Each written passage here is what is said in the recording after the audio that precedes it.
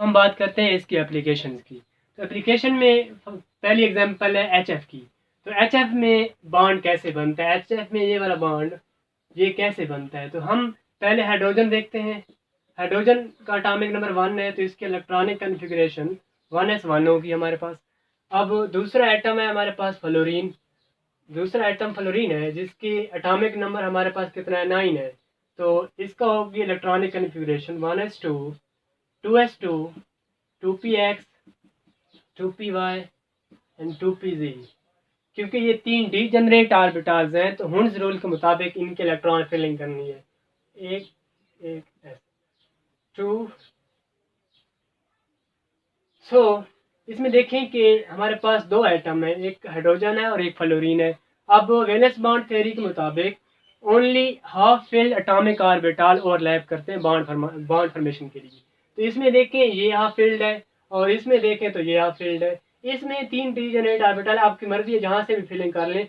मैंने इसमें एक इलेक्ट्रॉन इस वजह से रखा है क्योंकि मैंने पहले बोला था कि एस और पी एक्स का बॉन्ड वो जो हमारे पास होता है वो सिग्मा बॉन्ड होता है। इसकी ओवरलैपिंग दिखाना इजीली है क्योंकि एक्स एक्सिस हमारे पास स्ट्रेट है, वो इजी हॉरिजॉन्टल इजीली हम दिखा सकते हैं इसको। तो ये दो आपस में क्या बनाएंगे, बॉन्ड बनाएंगे। हम एस ले लेते हैं, उसके अंदर एक इलेक्ट्रॉन, ये हाइड्रोजन हो गया। दूसरा हम पी ले लेते हैं, पी एक्स। ये किसका है हमारे पास, ये एस है और ये पी एक्स है। ये किसका है, फ्लोरीन का है। इसके अंदर एक इलेक्ट्रॉन है लेकिन अपोजिट स्पिन के साथ आपने लिखना है। अब ये एक दूसरे को जब अप्रोच करेंगे तो अप्रोच करने के बाद क्या होगा, सबसे पहले ओवरलैपिंग होगी। तो ये ओवरलैपिंग हो गई, ये दो बॉन्ड पेयर हो गए। अब ये बॉन्ड बन गया तो इसको ये ओवरलैपिंग हो गई। अब बॉन्ड कैसे बनेगा कि इलेक्ट्रॉन डेंसिटी इस रीजन में बढ़ जाएगी क्योंकि हमारा इलेक्ट्रॉन का पेयर यहाँ पड़ा हुआ है। तो हमारे ये दो इलेक्ट्रॉन यहाँ आ जाएंगे। अब ये एच एफ का मालिक्यूल हमारा बन गया है। अगर इधर ही हम दूसरी एग्जांपल ले लें F2 की। अगर हम F2 बनाना चाहते हैं तो सिंपल है कि वही इलेक्ट्रॉनिक कन्फिग्रेशन हम लिख लेते हैं 1s2, 2s2, 2px1, 2py2, 2pz2। अब ये तो एक फ्लोरीन हो गया। F2 में क्या है, दो फ्लोरीन है। F2 को हम इस तरह ड्रा करेंगे ना, ये वाला बॉन्ड हमने देखना है। तो इसमें देखिए वन अनपेयर्ड इलेक्ट्रॉन है तो इसी वजह से एक ही बॉन्ड होगा, ये भी हमने पॉइंट डिस्कस किया था। तो दूसरा फ्लोरीन भी इसी तरह same it is 1s2, 2s2, 2px1, 2py2, 2pz2। तो 2px और 2px ये आपस में क्या बनाएंगे, बॉन्ड बनाएंगे। हम कैसे लिखते हैं, सॉरी हम इसको ऐसे ड्रा कर सकते हैं। ये px हो गया एक फ्लोरीन का, दूसरे फ्लोरीन का हम px यहाँ ड्रा कर लेंगे। इसमें एक इलेक्ट्रॉन, इसमें एक इलेक्ट्रॉन, ये अप्रोच करेंगे और हमारा क्या बन जाएगा, बॉन्ड बन जाएगा। कैसे, इसको हम ऐसे लिख सकते हैं, इन्होंने अप्रोच कर लिया एक दूसरे को, यहाँ पेयरिंग हो गई। अब ये इस रीजन में इलेक्ट्रॉन डेंसिटी बढ़ गई है तो हम इसको किस तरह लिख सकते हैं, हम इसको इस तरह लिख सकते हैं कि इस रीजन में इलेक्ट्रॉन डेंसिटी ज़्यादा है। तो ये किसका स्ट्रक्चर हो गया, अब F2 का हमारे पास। एग्जांपल लेते हैं O2 की। तो ऑक्सीजन का एटॉमिक नंबर हमारे पास है वो 8 है। इसकी इलेक्ट्रॉनिक कन्फिग्रेशन हम लिखेंगे 1s2, 2s2, 2px, 2py, 2pz, 1 1 2 to 4 to 6 to 8, 8 electron पूरे हो गए।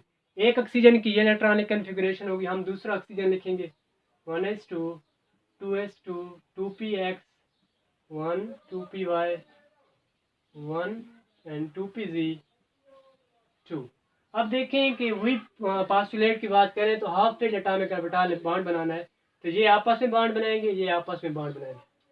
अब हम एक ऑक्सीजन को ड्रा कर लेते हैं। फॉर एग्जांपल ये ऑक्सीजन का एक ऑक्सीजन एटम है हमारे पास, उसके हम तीनों पी ऑर्बिटल ड्रा कर लेते हैं।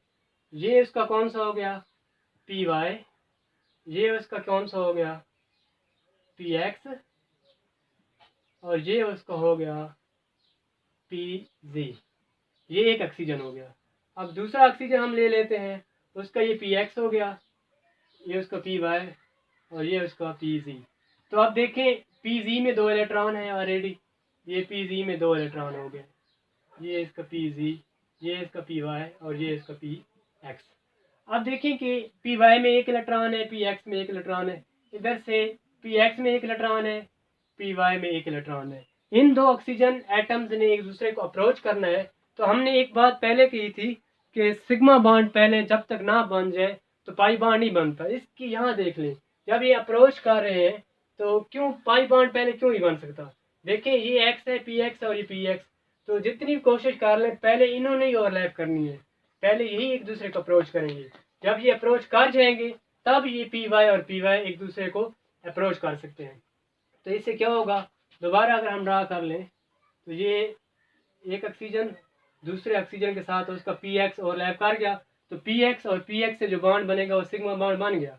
अब ये पी वाई ऊपर पड़ा हुआ है, इसके ऊपर पी वाई इस तरह, और ये पी जी ऑलरेडी फील्ड है, तो हमने फील्ड को देखना नहीं है क्योंकि हमने किसको देखना है, हाफ फील्ड को। तो इसका जो पी जी है इसकी आपस में क्या होगी, ओवरलैप।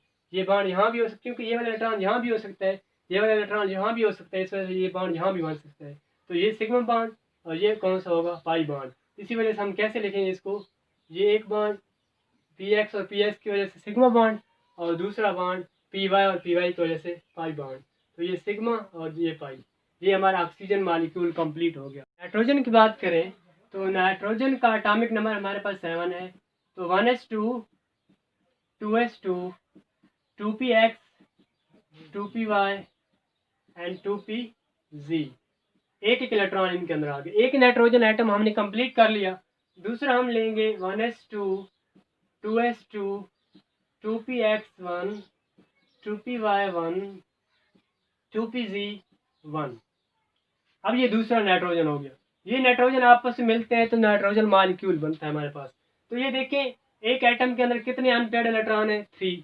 तो यहाँ से हमें पता चल रहा है कि नाइट्रोजन मॉलिक्यूल के अंदर 3 बॉन्ड होंगे, तो हमने 3 बॉन्ड पूरे करने हैं। एक बॉन्ड इनकी वजह से बनेगा, कौन सा होगा, सिग्मा। एक बॉन्ड इनकी वजह से, इनके ओवरलैप से बनेगा पाई बॉन्ड। तीसरा बॉन्ड इनकी ओवरलैप से बनेगा पाई बॉन्ड। तो हम कैसे ड्रा करेंगे, हमने लिया नाइट्रोजन, उसका ये P X sorry P Y, इसका ये पी एक्स और उसका ये पी जी। दूसरा नाइट्रोजन लेंगे जो कि इसको ओवरलैप करेगा, ये उसका मैंने एक्स ड्रा कर लिया दूसरे नाइट्रोजन का। तो इसका एक, इसके अंदर इलेक्ट्रॉन था, इसका एक इलेक्ट्रॉन था, इन्होंने ओवरलैप करके सिग्मा बॉन्ड बना लिया। इसका वाई, उसके अंदर एक इलेक्ट्रॉन है, इसके वाई के अंदर भी एक इलेक्ट्रॉन है, इसके जी के अंदर भी एक इलेक्ट्रॉन है। इसका जी में ड्रा कर लेता हूँ, तो इसके अंदर भी एक इलेक्ट्रॉन है। इसका अब अगर लिख लें पी एक्स है ये, और ये भी क्या है, पी एक्स और पी एक्स को ओवरलैप हुई, सिग्मा बॉन्ड बन गया। अब ये पी वाई और इधर भी पी वाई, इन्होंने आपस में ओवरलैप करना है तो पाई बॉन्ड बनेगा। ऊपर भी हो सकती है, अबव द एक्सिस भी हो सकता है, बिलो द एक्सिस भी हो सकती है। इसी तरह पी जी और पी जी ने आपस में ओवरलैप करनी है तो ये हमारे पास पाई बॉन्ड बन सकता है। तो हम कैसे लिखेंगे, नाइट्रोजन एक सिग्मा और 2 पाई, ये हमारे पास नाइट्रोजन बन गया। अगर हम इधर ही वाटर का स्ट्रक्चर ड्रा करना चाहें तो वाटर भी हम बना सकते हैं, वाटर भी इजी है। वाटर के केस में क्योंकि हमारे पास एक ऑक्सीजन है और 2 हमारे पास क्या है, इसमें हाइड्रोजन है, तो ऑक्सीजन उसी तरह 1s2 2s2 2px 2py 2pz, ये है इसकी इलेक्ट्रॉनिक कन्फिगरेशन। हाइड्रोजन वैसे 1s1 होता है, तो हम ऑक्सीजन ड्रा कर लेते हैं पहले। ऑक्सीजन में क्या होगा कि ये उसका पी वाई हो गया, ये उसका पी एक्स हो गया और ये उसका क्या हो गया, पी जी। तो देखिए पी जी में कितने इलेक्ट्रॉन है, 2, पी वाई में कितने इलेक्ट्रॉन है, 1, और पी एक्स में कितने इलेक्ट्रॉन है, 1। अब देखिए एक एटम कंप्लीट हो गया, साथ इसके क्या है, 2 हाइड्रोजन। हाइड्रोजन ऐसा होता है जो कि स्फेरिकल होता है। अब 2 हाइड्रोजन है तो 2 स्फेरिकल 1, ये इन्होंने अप्रोच करना है, तो एक इसको अप्रोच करेगा, दूसरा इसको अप्रोच करेगा, तो हमारे 2 बॉन्ड बन जाएंगे। तो असल में ये हमारे पास वाटर स्ट्रक्चर हो जाएगा। फाइनली हम बात करते हैं वैलेंस बॉन्ड थ्योरी के ड्रॉबैक्स की। तो सबसे पहला ये इसका मेन ड्रॉबैक है कि ये कोवेलेंट बॉन्ड फॉर्मेशन के बारे में तो बताता है, लेकिन ये कोऑर्डिनेट कोवेलेंट बॉन्ड फॉर्मेशन के बारे में कोई इंफॉर्मेशन नहीं देता हमें। सेकंड इसका जो ड्रॉबैक है वो ऑड इलेक्ट्रॉन स्पीशीज की बॉन्ड फॉर्मेशन के बारे में ये कोई इन्फॉर्मेशन नहीं देता। फॉर एग्जांपल हमारे पास NO है, NO में नाइट्रोजन के 7 इलेक्ट्रॉन है और ऑक्सीजन के 8 इलेक्ट्रॉन है, 15 इलेक्ट्रॉन। तो ये 8 इलेक्ट्रॉन एक स्पीशी है। इसकी फॉर्मेशन के बारे में ये वैलेंस बॉन्ड थ्योरी हमें कोई इंफॉर्मेशन नहीं देती। And last one main drawback इसका जो है paramagnetic behaviour of oxygen gas, उसके बारे में हमें कोई इंफॉर्मेशन नहीं मिलती वैलेंस बॉन्ड थ्योरी से। पैरामैग्नेटिक बिहेवियर का मतलब ये है कि ऑक्सीजन को जब हम मैग्नेट में रखते हैं तो मैग्नेट की तरफ अट्रैक्ट हो जाता है, लेकिन इस बारे में वैलेंस बॉन्ड थ्योरी कोई इन्फॉर्मेशन नहीं है।